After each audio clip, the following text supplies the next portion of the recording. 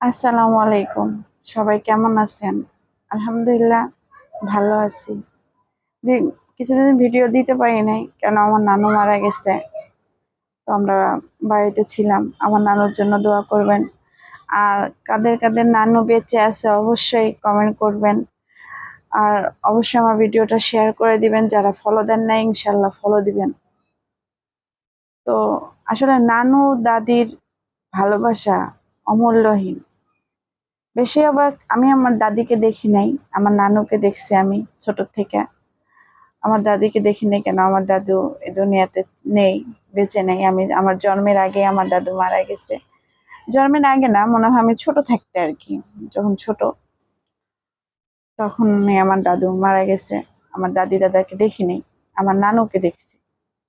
তো আমার নানু আমাদেরকে খেয়ে না খেয়ে খাওয়াইছে। এখন বর্তমান দেখি আমি প্রায় মানে ফ্যামিলিগত বলেন, বাইরে বলেন, দাদির থেকে নানির ভালোবাসা কিন্তু স্বার্থ ছাড়াই হয়। বাবা কামাই করলে দাদি সবচেয়ে বেশি ভালোবাসে। আর নানি কামাই মানে নানি তো তার মেয়ের মেয়ের সন্তান, তখন সে একটু বেশি ভালোবাসে নানি। তো আমি আপনাদের কাছে দোয়া চাই আমার নানুর জন্য। আমার নানুর জন্য দোয়া করবেন যেন আমার নানু জান্নাতবাসী হন।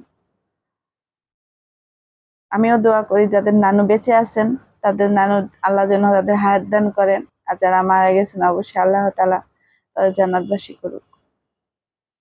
তো বাবা কিন্তু ফেলে চলে যায়। মা অনেক সময় মার কাছে থাকলে কিন্তু মা কাজ করবে না সন্তানকে খাওয়াবে, দেখেন সেই সময়টা কিন্তু নানিই পাশে থাকে, নানিই কিন্তু দেখে। আসলে নানুর ভালোবাসাটা অমূল্যহীন। কি বলবো, মন মানসিকতা বেশি একটা ভালো না। তো আমি আসলে বর্তমান বাংলাদেশের যে পরিস্থিতি, আসলে মনটাও ভালো নাই। আর এখন শুনলাম নতুন সরকার আসছে, যাক সবকিছুর দাম কমাইছে।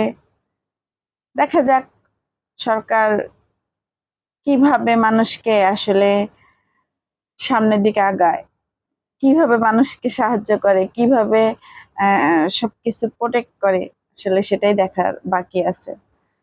তো সবাই ভালো থাকবেন। অবশ্যই অবশ্যই আপনাদের কাছে আমার নানুর জন্য দোয়া চাই। আর অবশ্যই আমার ভিডিওটা অবশ্যই লাইক কমেন্ট করে দিবেন। আসসালামু আলাইকুম।